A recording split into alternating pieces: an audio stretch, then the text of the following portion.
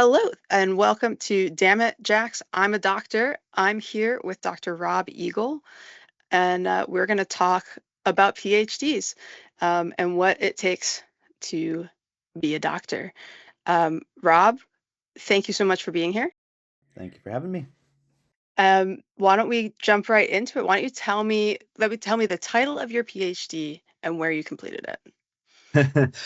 I can't even remember the full title of my PhD because when you actually start to develop a title, it becomes so ridiculous and wordy. So learn from me. Try to create a title you can actually properly remember. But it begins with the title of my piece. It was a practice-led PhD called Through the Wardrobe, and I was using augmented reality for documentary storytelling. So that sort of summarizes the title, even if I can't remember the full title myself.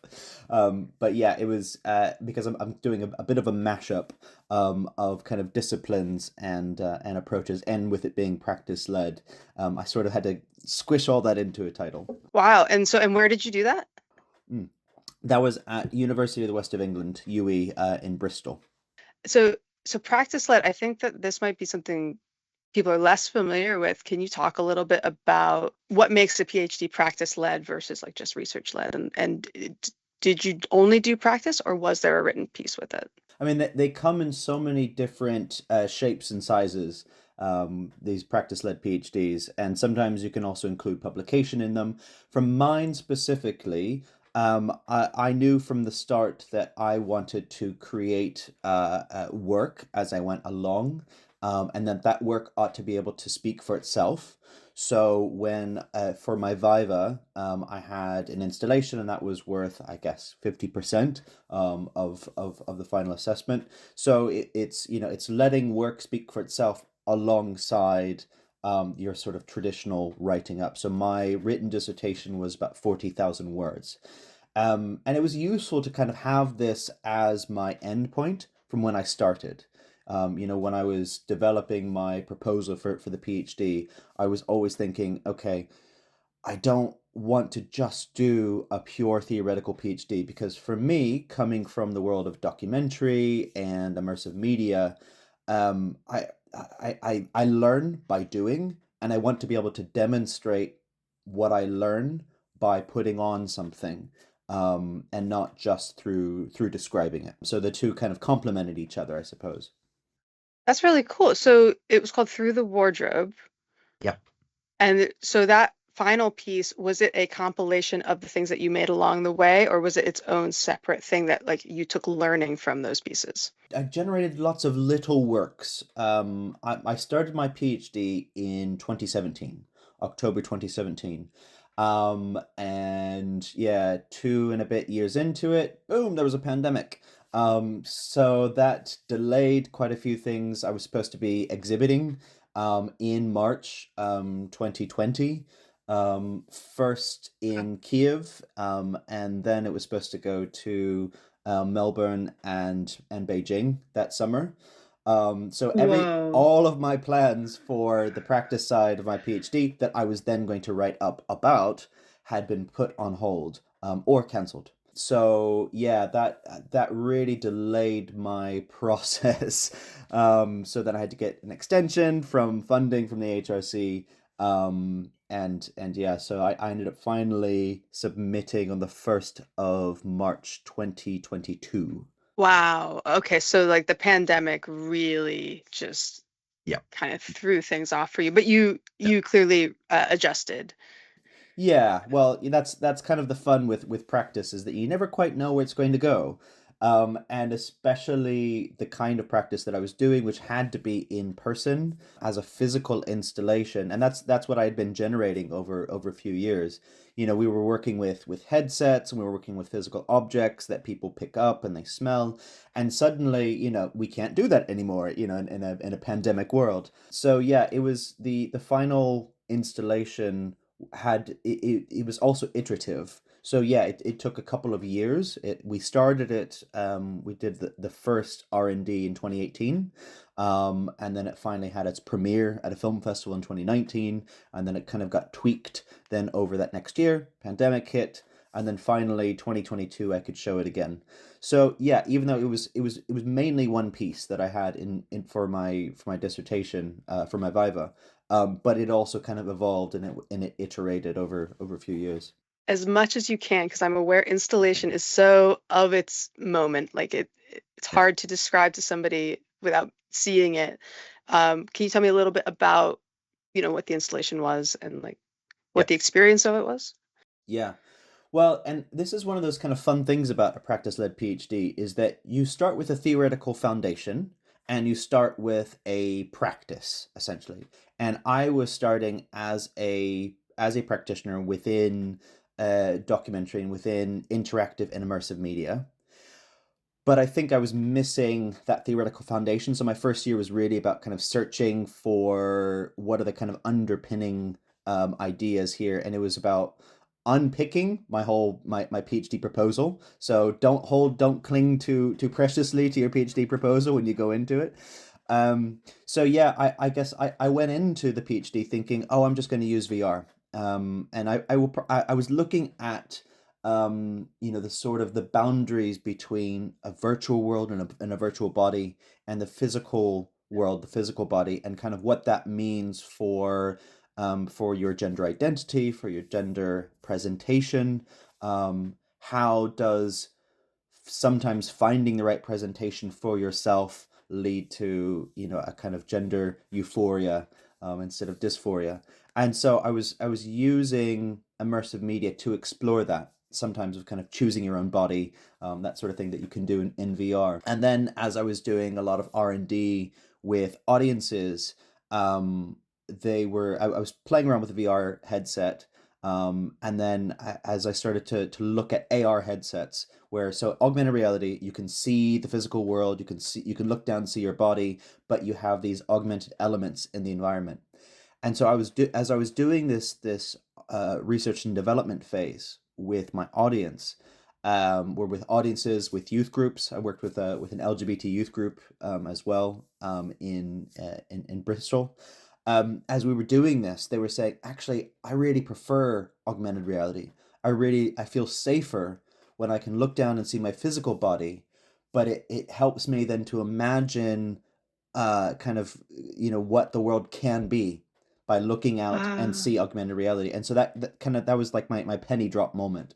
And that's when I knew this had to be a physical room scale installation that allows the person in the headset to go into a story, hear someone else's story, hear these voices that come up in the headset, but that if you see your world, if you see your body, you can then imagine yourself in a sort of alternative world, or you can imagine what other possibilities there are, particularly for gender, and thinking about, yeah. we're not restricted by the clothes we wear if we kind of want to play around with our gender expression, and that you hear from other people who are non-binary, who are kind of questioning where they are in terms of their gender identity, and they're using their gender expression in order to kind of push those boundaries. I don't want to get too far off the course. Have you continued that work? Because it sounds like it could be so impactful, like especially for like queer youth Mm. to explore with that. And like, did you do any audience impact studies or anything like that, or was it the installation sort of? Because both are valid. It's just like, what was Yeah. your methodology, I guess, for some of that? Yeah, so I think because I started, my undergrad and my MA were both in anthropology. So I start, my approach to everything, to making just generally when I made films, and it really when I make anything is a very kind of ethnographic approach, which is Okay. just that kind of long, spending time with people. And when I was making Through the Wardrobe, my first year that I was in Bristol, 2017, 2018, I spent that time just getting to know people, building up, a community around me of people who were kind of queerdos and weirdos, and just really building community that then I could speak to and just say, hey, do you want to participate in this project? So that process actually took I like slow making. I like to make things over a very extended period of time. But then I'm also very much about kind of collaboration. Not this wasn't quite co-creation. I did involve my participants in they could donate clothes became part of the installation, and they could help me look at the design, and they could help me look at the kind of at the form of storytelling. But that was more collaborative than co-creative. And it's partly because the tech is so difficult. So co-creation actually is a bit of a barrier. When you're thinking through co-creation, that I think a lot of the tools need to be useful enough, or at least your participants need to be able to understand those tools in order to engage with you. So I kind of threw Yes. threw co-creation out the window, but then thought about collaboration. And so really over a few years, people who became my friends, who were my participants, became my collaborators. And so together we created this big installation. But I was constantly going back and forth between the theory, between the reading about gender, reading about documentary, reading about immersive media. I was really kind of between those three worlds. My methodology was very much kind of visual anthropology, kind of this kind of world of how do you get into someone's world, and how do you represent that. So I guess I was kind of swimming in all these different disciplines as I was creating this, but always going back to my participants, my collaborators, and just checking in with them all the way up to the writing up. And so I have Wow. 4 vignettes in the written part in the thesis, and I said, "Here's the thesis. What do you think? If you feel that I've misrepresented you, or if you feel like there's anything off or unethical or anything like that, please, like this is a moment, for us, So we were basically negotiating and renegotiating consent and ethics as we went along over a period of 3, 4 years. This was not like an immediate, like, oh, I'm going to go interview you, or your contribution is done. This is like ongoing, iterative over 3, 4 years. And yeah, I feel like you can see your background in documentary, or at least ethical documentary, coming through there, and how we represent people, in Yeah. media. Yeah. Um, and it's so, because the word that, like, you just used it, the word that came to my head as you were describing that, I was like, this is really ethical, Mm. um, really consensual. Uh, did that, you were talking about the queerdos and weirdos, and Mhm. Bristol is Yeah. like so famous for its art scene. Yeah. Did that have something to do with why you chose Bristol? But I also, like, I caught that you got some Mm. funding for this. Did that feed into it? Like, what led you to this university? Well, I think I was fortunate that I met the right supervisor, and she and I really hit it off. I was shopping around 20 ooh 15, 16. I was looking around at different universities, looking for the right supervisors, and I had started with a couple in London. I was living in London at that point, making films and doing online kind of video interactive work, content production. I was looking around and talking to potential supervisors, and nothing quite clicked. And there was one point I was accepted to a couple places in London, and I just thought, this doesn't feel right. Like this supervisor and I don't see eye to eye, or at least I'm not being challenged in the right way. I don't feel like I'm going to be supported by this person. So that was really the first thing, was that when I found my supervisor, Mandy Rose, she was based at UE.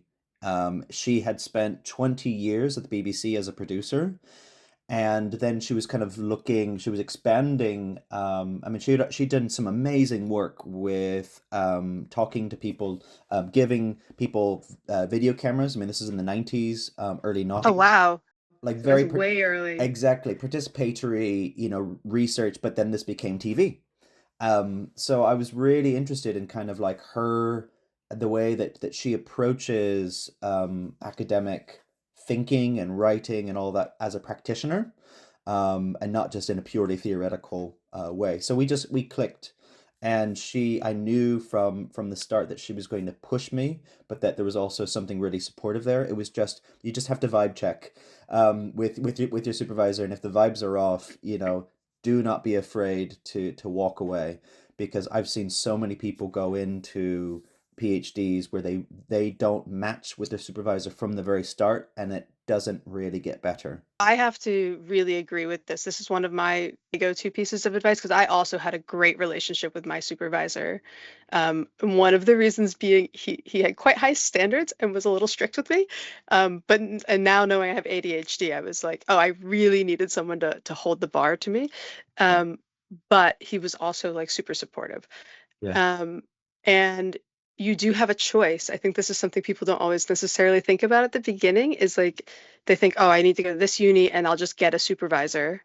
Mm. And so I think it's really good. Like, so you had a really good relationship. Was there anything that she did that you particularly responded to as like a doctoral student? Yeah, well, I mean, funny enough, so from the very start, she because she and I clicked, she then said, "Hey, there's this money, there's this pot of money coming up. We have a consortium um in the Southwest. Do you want to go for it? If you do, I will support you, and I will put together a supervisory team." So it was already from the start, it was a sense of, I will support you, I will help to find the money to bring you into this consortium. So I think it was having, I think that she identified that she also needed other colleagues, because I'm coming from such wild, weird directions, looking at all of my kind of non-binary, queer gender literature and theory, along with the documentary work that she was already familiar with, and the immersive media. So I think we kind of needed a lovely supervisor team to sort of cover all of my bases. So that really helped from the very, very start, and then developing that proposal. But then also when I got to Bristol, there was like already a great cohort. So it was kind of finding my peers straight away, and everyone else was doing a practice led PhD. So we could all kind of ask some of the same questions, and we were coming from wildly different practices, but we could all, someone else was working with printing, but was kind of looking at digital methods within kind of screen printing on ceramics. Another person That's was super cool. Yeah, another person was looking at, can you essentially train a robot to be creative, essentially. I mean, these were kind of questions around AI in 2017. Mm. And she was coming at this as a visual artist, as a painter, printmaker. Can you essentially, what do you need to do with a robot in order for it to sort of, mimic or kind of be as similar to your process of making? So we were all kind of coming from these kind of wild directions of using digital technologies, emerging digital technologies in our practice. And so I think for me, my supervisor kind of identified where I was and said, right, okay, here's a good place. You still have to put in the work, for the PhD application, and for the interview and kind of all of that. But once you're here, there is already a network here of peers and supervisory team, and that sort of support really continued, and I think really helped to make a good foundation for me for my first year and a half, 2 years, of the PhD. And it really it gave me that right environment to take risks, to take intellectual and creative risks, and also to sort of throw my original proposal out the window and just say, right, I'm not using VR anymore, I'm using augmented reality. I'm looking very specifically at kind of non-binary expressions around Bristol. That there's something really special about this place, um, and so I guess I found this kind of right environment with the right supervisor, with the right cohort, and when things just click, it's that's what you look for, and I flourished. I absolutely flourished within those first couple of years. It's so good to hear because I think it's so easy to you hear horror stories, right, of PhD students drowning under the workload or burning out or all of these things and not having the support. But I think there are plenty of amazing supervisors out there giving that support. And so it's awesome to hear that you had that and that sounds like what a great time. Like already a great cohort. So it was kind of finding my peers straight away, and everyone else was doing a practice led PhD. So we could all kind of ask them the same questions, and we were coming from Wildly. Like, what was your favorite, if you could, like, if you Yeah. had to put a finger on it? um, I think it was listening to my audiences. And because I already I go into making thinking about my participants, my collaborators, and that they're kind of that ethics and all of that, that's the foundation of my methodology. But I think the conversation started to open up in a really interesting direction when I started to do R&D, research and development, with real audiences in Bristol, and then as we started to approach this iterative process, where I would listen to people who would come through, and so I would be able to understand how do people who've come out in from the outside, who don't understand kind of these lovely weirdos and queerdos that make up my world, how do they perceive us? And that became really instructive, but I think also really important when we think about, the state of the world we're in right now, of this kind of increasing polarization, and where we kind of fall into our little, bubbles, our little silos. And it's so easy also to then kind of write off people who don't like us or who don't understand us. And I think that's, especially in a place like Bristol, which is, overall quite left wing and liberal. We were starting to see this a little bit around trans rights, and that some people who were, shall we say, mildly transphobic, but or maybe kind of not quite understanding, kind of non-binary identities or ways of being.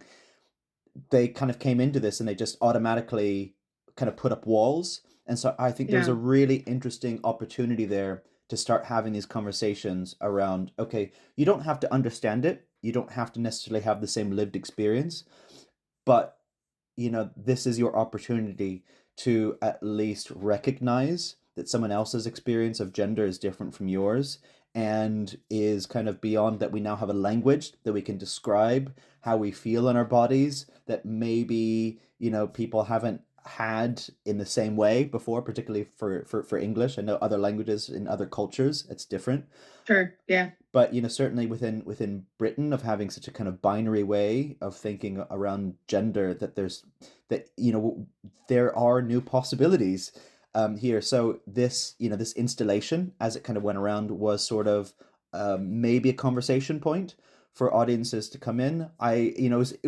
It's always nice to have a kind of agreeable audience. You're sort of your left wing kind of open minded, Guardian reading audience who come in are just like, oh yeah, this is great, this is wonderful.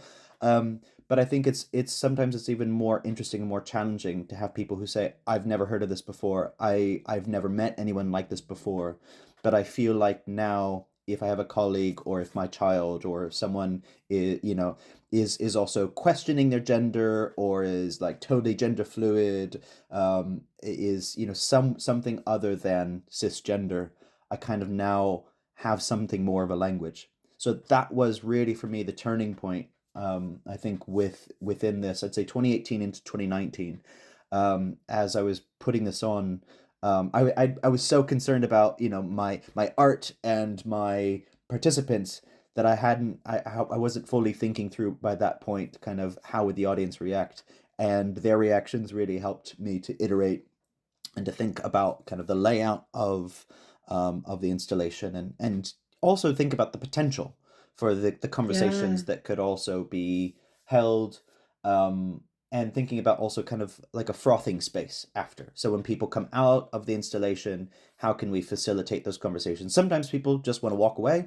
and that's totally fine. But other times they want to sit down and they want to talk, because they've just spent 15, 20 minutes hearing these stories that can be quite touching, personal, about gender, and about finding yourself in your body, and that can be really quite powerful for an audience coming into it. You talk about how it affected the layout, and the frothing space, and that's so important, having a space to sort of decompress after taking on what sounds like quite a serious piece. I'm sure that you may have had humor in it or something, but it sounds like it was causing quite serious sparking serious conversation. And I've done a little bit of installation myself, and I know that, like, me and my collaborators spent days on the layout and days on the pathway, which so it's sort of similar to designing a video game where you're like you've got like the golden path that you want people to take through. So you said that like these interactions actually affected the layout. Can you talk a little bit about how that happened? Like what and Yeah, what the layout, what was the yeah, experience you wanted people to have as they went through your yeah, piece? Well, I sort of started, when we were first designing the installation, I knew that there were going to be 5 stations. So this would be a room scale. It's a room scale installation that looks like a bedroom. Kind of simple sort of concept. And when the audience come up to the installation, they will put on a headset and go through the installation. Like that was as far as I'd kind of got in terms of like the approach and all that. But then I thought I would prefer for my audience to first pick an item of clothing. So I had racks of clothing first. So before you see any technology, you see an item of clothing. So you pick an item of clothing that appeals to you. So that was always my prompt. From the very, very start, it was always choose something that appeals to you. And then from there, that item of clothing, say it's a lovely long red dress, or it might be a necktie, it might be some really cool boots, it might be a kilt. Pick whatever item you see within this pile, within this rack of clothes. Each one has a tag attached to it. Try it on. Here's a little try on space, and then come over, and then you're fitted with the headset, and then the headset reads that tag. Now, that was kind of as far as I'd got to with instructions in the first iteration. I did a bit of A/B testing. So I then said, okay, so I'm going to give you a lot of instructions about how I want you to go through this installation, essentially, and saying, okay, remember when you put on the headset, then you'll see a wardrobe, that appears in augmented reality. You step through that wardrobe, you go into this room, and then you'll see these 5 chapters around the room on the furniture, on the bedroom furniture, and you will go into each one of those chapters. And through that journey, you'll uncover more of this person's, kind of daily lived experience. So that necktie that you're wearing, you're going to find out more about Bex and kind of the way that they find gender euphoria through kind of rock climbing and through going out and foraging and all of that. So you're going to discover parts of this person's life as you go along. So I was giving people like really big key instructions, almost over instructing. That was my A. That was my group A. And then I was doing group B, which is here's the headset, here's your necktie, off you go. Okay. And then at the end, tell me the instructions that you wish you knew going into it. So Oh, kind of cool. kind of let Yeah. them sort of fumble about a little bit. Let kind of see, does sometimes allowing yourself that sense of discovery, that's not instructed, does that actually sometimes lead to a better experience? Because we can over instruct and we can over kind of coddle our audiences by giving them too many instructions and giving them, like telling them what something is or does. And actually within an installation, within something so interactive, there's a real freedom there for your audience to make their own meanings. Mm, And so I think in the end, I took a bit of both A and B. I had just a bit of instructions just to kind of scaffold the experience, but then didn't explain the meaning of everything.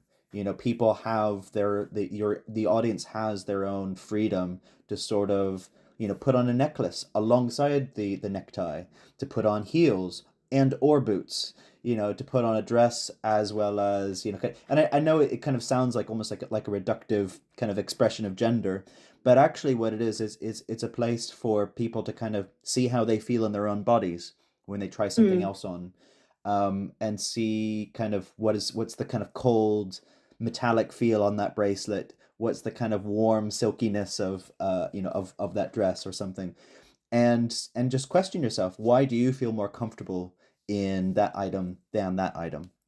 And so it's like it's starting to like something purely physical, purely kind of superficial, shall we say, but then asking much deeper questions and facilitating that space without telling my audience what it's necessarily about, without kind of saying you must feel this on and then what is that doing for you. It's kind of letting them have that place to explore, a bit like a dress-up box, um, Mm. and kind of really questioning your what makes you feel comfortable within that space. So yeah, that's the instructions kind of were really all about how much do I support the audience person going through, versus how much do I just let them play and dress up and just explore, get to know the story and get to know themselves.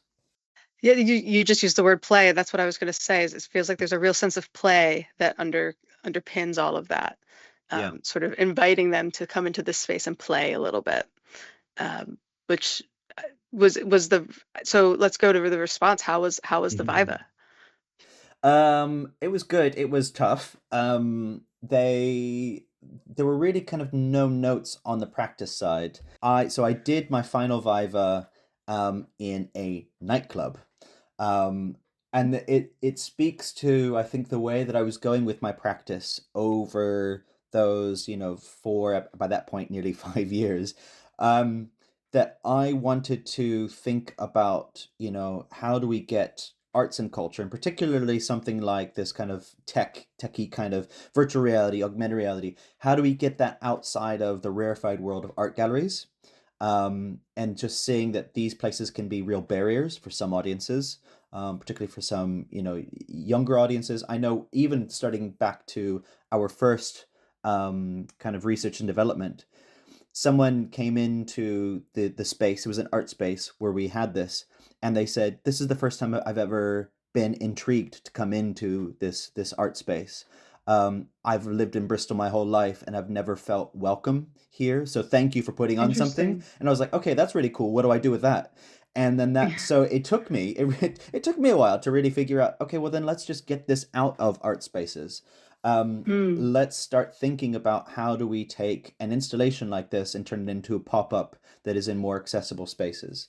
At one point, we had it in the foyer of the Barbican, which is still an art space, but at least it's free, it's not ticketed, so people are kind of passing through, going to the cafe, that sort of thing. Then when we for the Viva itself, I'd kind of been learning as we were iterating, and just we put it in the back room of a nightclub. And as people were kind of bopping along, doing, there for Friday, Saturday nights, they would kind of like spill into the back room of this nightclub.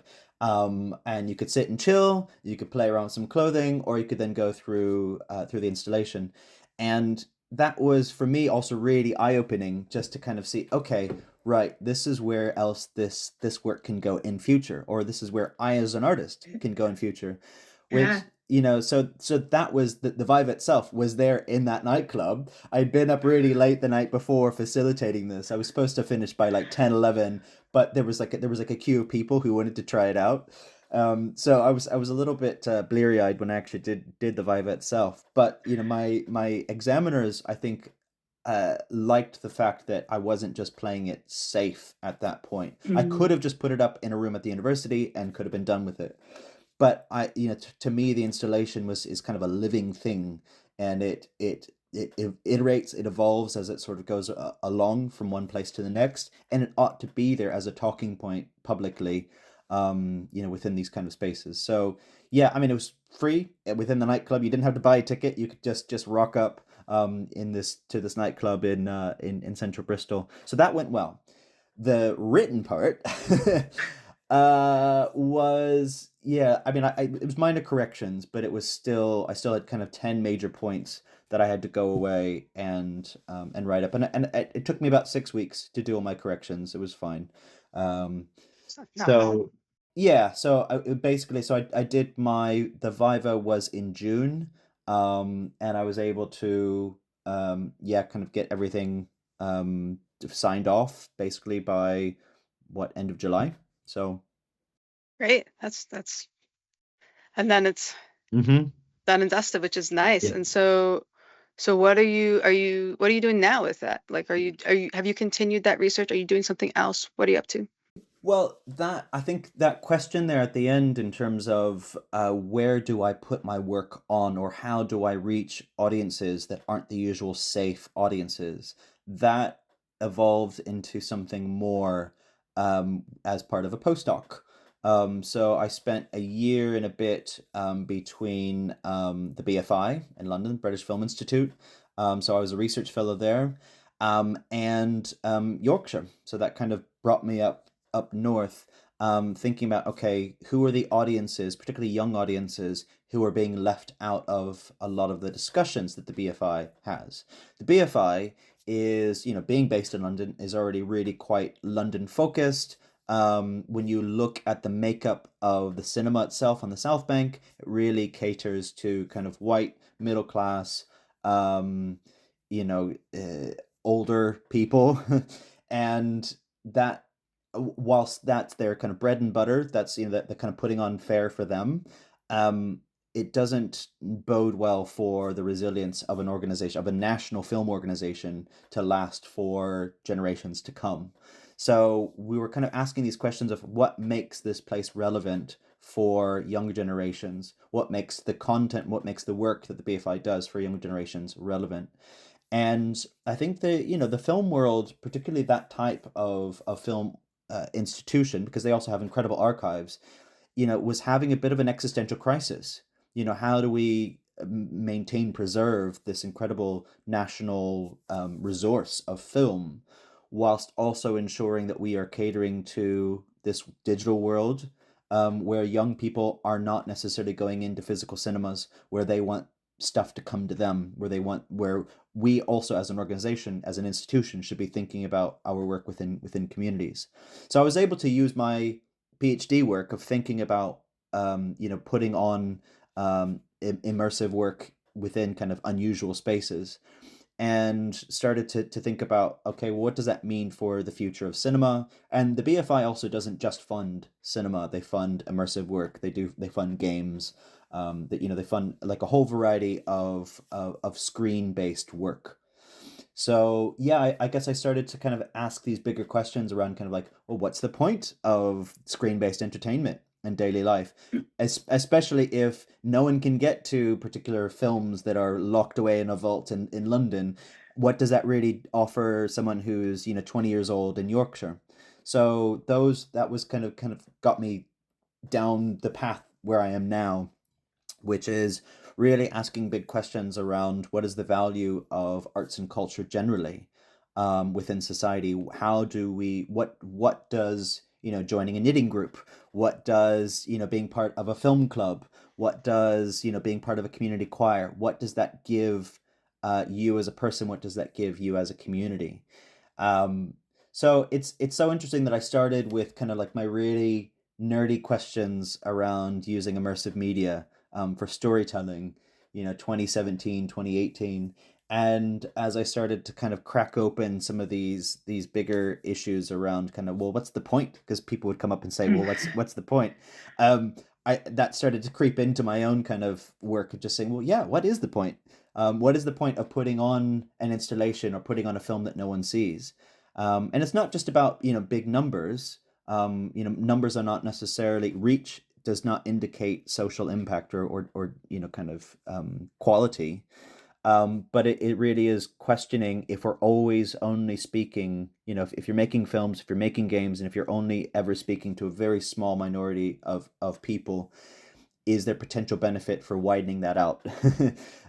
Basically, and kind of what is the point, if particularly if you're getting big government subsidies to make work, and if it's only going to the usual white middle class kind of older people in London.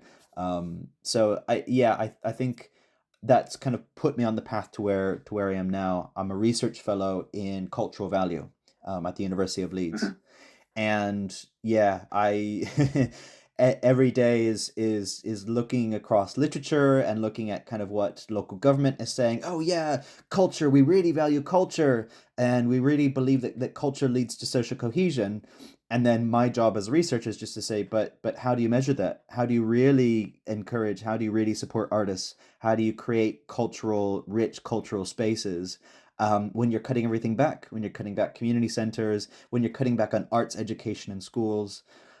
So my PhD really kind of led me, I think, through these discussions, through putting on work, through just being an artist and being able to have that critical space, that has really led up to this point now of where I can kind of now go back to some of the funders and the decision makers and say, I know that you claim that you're doing that, but I can tell you from my perspective as an artist, as someone who also goes and sees a lot of things as an audience member, I'm not entirely sure you're doing what you claim to be as an institution when you say that you're open to everyone, and kind of really providing that kind of critical feedback, sometimes for institutions. So that's a lot of what I'm doing now. I work with theaters, and I'll be speaking to a number of local authorities across Britain over the next couple of months as well about their cultural strategies. So needed, so needed, because like you say, it's one thing to make these claims, but you've got to be able to back it up. It has to mean something. It has to have an Yeah. actual impact. Um, Thank you so much. That's so. I have one last question about your PhD, which is just Yeah. if there isn't anything, that's fine. But what's something that you wish you like when you were just starting out? One thing you wish you knew ahead of time. Um, I think I wish I had known that it's important to keep on top of those relationships, like that cohort that I had at the start, and all that lovely support. During the pandemic, it sort of fell by the wayside, and as we all sort of got deeper into our research and into our own little worlds, we stopped to support each other as much as we could have or should have, and some people dropped out. And it's not to say that just by supporting each other that we could have kept people in. It's really thinking about, I wish that I had really had more check-ins, with people around me, because whilst my PhD started in a really lovely place, 2017, 2018, up to 2019, by year 3, 4, I was really starting to unravel a little bit because I just had so much material, and I wish that I'd known that it was that I really need to hold on to those people. And sometimes within a PhD cohort, particularly if you find other people who are on the same journey with you, yeah, you might drive each other crazy as well, because you all have the same anxieties, and sometimes that can be anxiety inducing, all being together in the same room. But at the same time, you can also support each other in a really unique way that my other friends couldn't understand, my family couldn't understand. Yeah. There's something that only someone else who's on that PhD path with you at that time can understand. So I think really, I think from the start, I really probably would have treasured those relationships more, and would have ensured that we cling on to each other through, especially through those later years, of writing up, because the writing up phase can be absolutely brutal. You're dealing with so much self-doubt. Everything starts to crumble, within your head, of just thinking, does this really make sense? What's the point anymore? Why am I doing this? Who's ever going to read this? You're going through all of these emotional roller coasters, and then you get feedback from your supervisors. And that's just like, this is terrible, rewrite this, completely redraft that chapter. And it's so brutal that that's when it's the most important to really have those support networks. Um, so yeah, it's yeah, the writing up phase is, I thought I had prepared myself mentally and emotionally for it, and I hadn't, and it did feel at times extremely lonely. um Mm. and yeah, I think I wish that I'd kind of treasured those connections at the start more, that I'd clung on to those at that writing up point, because at that point we were all off within my cohort, we were all off doing our own things, and I think we all would have benefited by really having more in-person check-ins, by kind of more, space and time together. So yeah, it's really Yeah. treasure those connections and treasure those networks. Absolutely. And that sounds like, that's like a two-way street. We both have and do work in higher education. That's something like universities can be facilitating as well, with the awareness that a huge part, one of the things I was always told that really stuck with me is part of doing a PhD is learning to do a PhD. So it's like there is that roller coaster of like, I have no idea what I'm doing, and people going like, yeah, no, you're not supposed to. And that doesn't super help because you need that check-in from the other people who are also going, I have no idea what I'm doing, and and you all kind of live in that together. So yeah, I think that makes so much sense. Just because it is so isolating. It is so difficult. Um, Rewarding, so rewarding, but incredibly, incredibly difficult. Thank you so much for, I hope you've enjoyed getting to talk about your thesis, because I know, at least in theoretical sides, very rarely do you get to do so. Um, and I just wanted to end with asking you five silly questions. Okay, go for Um, it. cool. So, barring any cost or availability of ingredients, what's your ice cream cone order? Oh, I really, I kind of, I like a rum and raisin, but I like a mix of flavors. So I also want maybe a bit of like, dark cherry in there, and like I like the weird, fucked up flavors that maybe aren't going to go well together. But yeah, but Okay. within my ice cream bowl and within my head, I gel with them. So yeah, going to be a bit of black cherry, a bit of rum and raisin. Yeah, I like a little smorgasbord of flavors. So. So it's a bowl. You've got a bowl Oh with all yeah. these different flavors. Yeah. Toppings? No, no, no, Toppings, just nope, nope. nice. I don't need extra textures. I'm good. No extra textures. Got it. I like that big mishmash. Um, okay, what is your favorite guilty pleasure to either watch, read, or listen to? Mm. Um. Oh. I don't. Well, the philosophical side of me says, well, I don't think that pleasure should be guilty. Um. I agree with that, but yes, in the social context of a guilty pleasure. I've been recently watching, so I've been doing some kind of like healing time with my family in America, and kind of getting back in touch with my family who, we haven't really had a great relationship over the last 20 years. Um and so one of the most recent trips was actually really interesting, to the west coast of Florida. Um, and yes, pushed my patience at times, being in kind of in a place where politically I felt really like a fish out of water. Um, Yeah, but I think one of the things that we could do in the evenings was kind of watch a bit of kind of silly TV or whatnot. And so we started watching this series that they really liked, called Narcos, which is all about kind of drug trafficking, and the kind of it's a bit of propaganda of these kind of cops, tracking down drug traffickers and all that. And I feel really guilty because I just think, I really hate work, TV series like this, that where the cops are the heroes. But actually, what you see in season one of Narcos is that actually that's really quite undermined, because you also have a bit of bad cops and all that. So I would say, yeah, a kind of Narcos, drug trafficking, and all of that. Yeah, it's very bingeable, quite silly at times, quite nice. violent. So brace yourself. Yeah. I haven't watched it, but I think I've seen it advertised to me on Netflix. It's got like a very gritty vibe, but Hmm. is it like quite intense? And but it's Yes. also totally escapist, and I think it's been what I needed through this winter as Mm, well, whenever I kind of need to switch off in the evenings. But yeah, it's been nice to kind of continue that journey, kind of that I started in Florida with with my family. And it's kind of, even if it's not necessarily deep and intellectual programming, it's a bit of fun. something to sink your teeth into a little bit. Yeah. What is your go-to karaoke song? Oh. Um Well, I really like to sing with other people if I can. Okay. So something like "I Had the Time of My Life." Awesome. Okay. It's a classic duet. It is classic. Yeah, or depending on levels of potential inebriation, "Islands in the Stream," or like towards the end of the evening, maybe a bit of a Grease medley sort of thing. Well, medley, a Grease Oh medley. yeah, definitely Grease Yes. medley, where you get to go through all the range Who do you of play? singing.